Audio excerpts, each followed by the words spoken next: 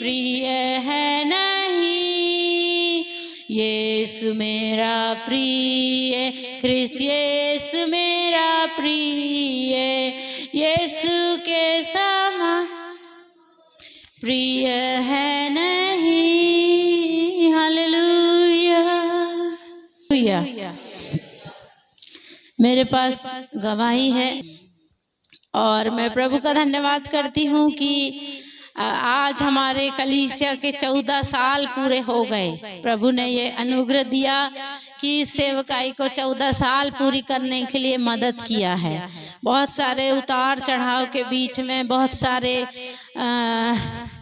समस्याओं के बीच में, सताव के बीच में, हर परिस्थिति में खुदावंद हमारी ढाल बनकर खड़ा रहा और वो हमारा अगवा बना। हमारे आगे चलने के लिए वो सामर्थी रहा और आगे आगे वो चलता रहा और हमें हमारे तंबू के स्थान को प्रभु ने चौड़ा किया, हमारी हदों को बढ़ाया। इस बीच में कई लोग मिले, कई लोग हमारे प्रियजन बने और हमारे साथ अभी तक हैं, लेकिन कई लोग हमको छोड़कर भी चले गए और कई तो संसार छोड़कर चले गए और कई हमारे साथ साथ प्रभु को भी छोड़कर चले गए। प्रभु पश्चाताप करने का क्या देता है? हमारी मान लो एक टांग टूट जाए तो फिर हम बैठ के सोचेंगे, प्रभु से बातचीत करेंगे, क्षमा मांगेंगे, है ना। लेकिन जब प्राण ही निकल जाए तो मांग सकते हैं क्या क्षमा? हिजकिय्याह राजा ऐसा लिखा है ना, मुझे तो आशा नहीं थी कि मैं फिर तेरे भवन में आऊंगा और तेरे भवन की सुंदरता को देखूंगा, क्योंकि प्रभु की ओर से आज्ञा हो गई थी कि अब तू क्या हो जाएगा, मर जाएगा। तो ऐसे कई लोग प्रभु के साथ चलते, लेकिन प्रभु उनको पछताने का भी क्या नहीं देता, मौका नहीं देता। तो परमेश्वर के हाथ में पड़ना क्या है फिर? भयानक बात है। तो इस 14 साल के बीच में परमेश्वर ने बहुत सारे लोग लाया और बहुत सारे लोग हमारे साथ अभी भी बने हैं, हमसे प्यार करते हैं और हमारे साथ साथ चलते हैं। तो प्रभु का धन्यवाद करती हूँ इन 14 सालों के लिए। 14 अध्याय के 16 वचन से पढ़ रही हूँ, ठीक है। मैं पिता से विनती करूंगा और वह तुम्हें एक और सहायक देगा कि वह सर्वदा तुम्हारे साथ रहे, अर्थात सत्य का आत्मा। अर्थात क्या? जिसे संसार ग्रहण नहीं कर सकता। कौन ग्रहण नहीं कर सकता? हाँ, वो कामों से धर्मी हो जाएंगे, वे हमसे भी ज्यादा भक्ति करने वाले हो जाएंगे, हमसे भी ज्यादा भक्ति करने वाले अन्य जाति लोग हैं। आपको पता 4 बजे उठ के नहाते हैं वे लोग ठंडे पानी से। आपने कभी नहाया है? आपको तो बोलेंगे 5 बजे आओ प्रार्थना करने, तो आप बोलोगे नहीं रे बाबा अभी नहीं आ सकते। हमसे भी ज्यादा भक्ति करने वाले लोग हैं दुनिया में।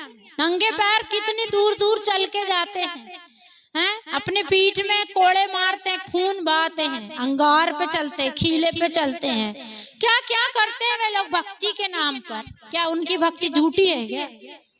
भक्ति कर रहे हैं ना वे भी, समझ रहे हो कि नहीं बात को? लेकिन उनके पास क्या नहीं है? हाँ, उनके पास पवित्र आत्मा नहीं है। जो पवित्र आत्मा हमको जय देता है अभिलाषाओं के ऊपर, काय के ऊपर? हाँ, वो बिना कपड़े के घूम सकते हैं, पर एक स्त्री को देखकर अभिलाषा आई तो उस पर काबू नहीं पा सकते। इसलिए बाद में फिर बहुत लोगों का भांडा फूट जाता है। बाबाओं का भांडा फूटता है ना, क्यों फूट जाता है फिर? क्योंकि वे दिखा सकते हैं कि हम जयवंत हो गए, पर जयवंत होते नहीं हैं। तो प्रभु बोलता है ये सत्य का जो आत्मा है, इसे सिर्फ तुम ग्रहण कर सकते हो, संसार नहीं कर सकता है। एक विश्वासी जिसने यीशु मसीह को अपना उद्धारकर्ता ग्रहण किया और पानी में डूबकर पिता पुत्र पवित्र आत्मा के नाम से बपतिस्मा लिया और वो पवित्र आत्मा पाना चाहिए। यदि अभी तक नहीं मिला तो उसकी चाहत होना चाहिए कि मुझे पवित्र आत्मा पाना है। और पवित्र आत्मा अन्य भाषा नहीं है, पवित्र आत्मा का एक चिन्ह है अन्य भाषा, लेकिन पवित्र आत्मा अन्य भाषा नहीं है। ऐसे गलत फहमी में मत रहना कि जो व्यक्ति अन्य भाषा बोलता उसी के पास पवित्र आत्मा। शैतान की भी अन्य भाषा है, क्योंकि वो आरंभ से ही कॉपी करते तो आता है। वो तो शैतान के पास भी अन्य अन्य भाषा है और कई लोगों को दे देता है। तो पवित्र आत्मा का सिर्फ एक चिन्ह है अन्य अन्य भाषा, लेकिन पवित्र आत्मा पाया हुआ व्यक्ति अपने फलों से पहचाना जाएगा। कैसे पहचाना जाएगा? इसलिए प्रभु ने कहा था तुम उनको उनके फलों से पहचान लेना। तो प्रभु बोलता सत्य का आत्मा जिसे संसार ग्रहण नहीं करता, क्योंकि ना वह उसे देखता है और ना वह उसे जानता है। वो संसार नहीं जानता, तुम उसे जानते हो क्योंकि वह तुम्हारे साथ रहता है और वह तुम में होगा। पवित्र आत्मा आपके साथ होगा अगर आप चाहेंगे तो, हैं? आपके अंदर है वो पवित्र आत्मा।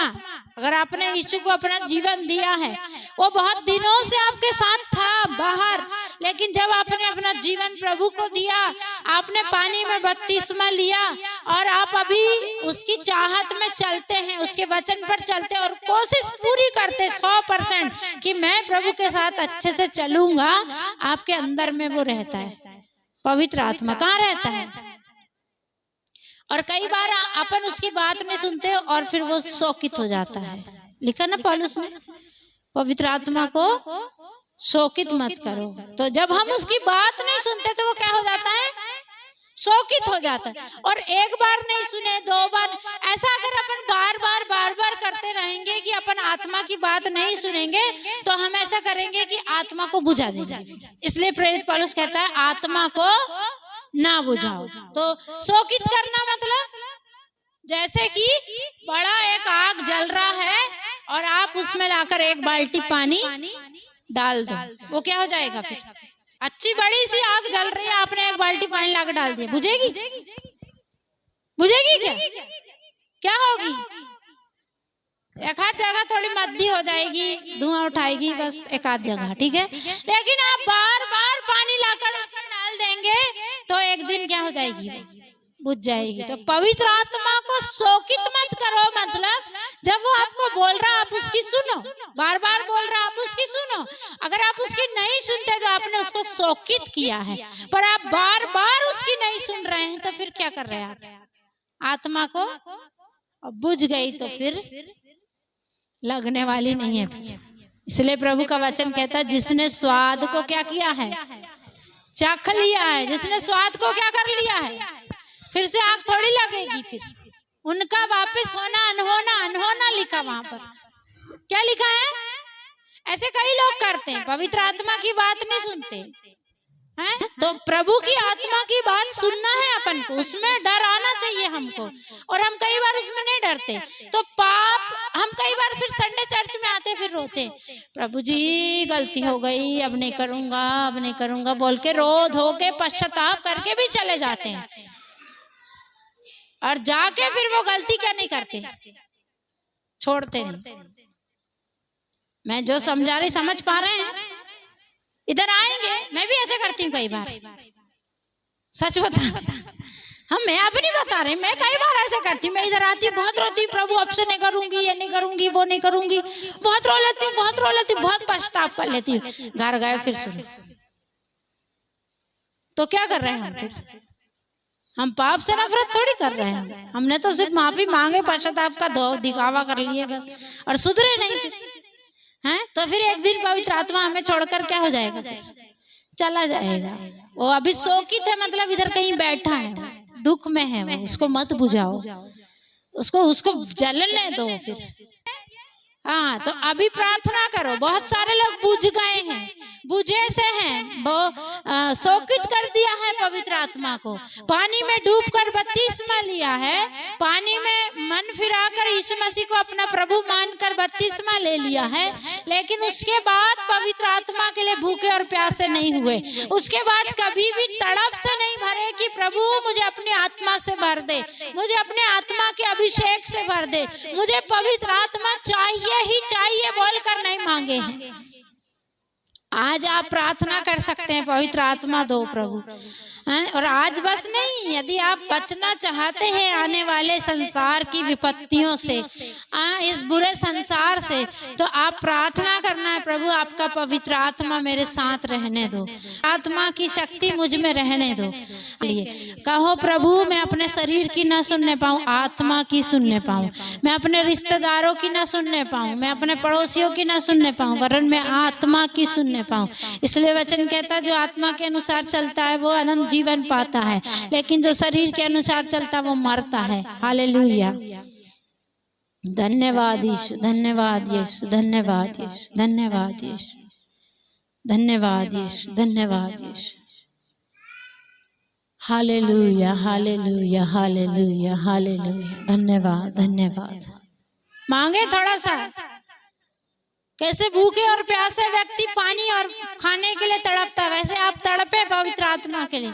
पवित्र आत्मा चाहिए ही चाहिए बोलकर प्रार्थना करें, प्रभु चाहिए ही पवित्र आत्मा, पवित्र आत्मा मेरी सहायता करो बोलकर।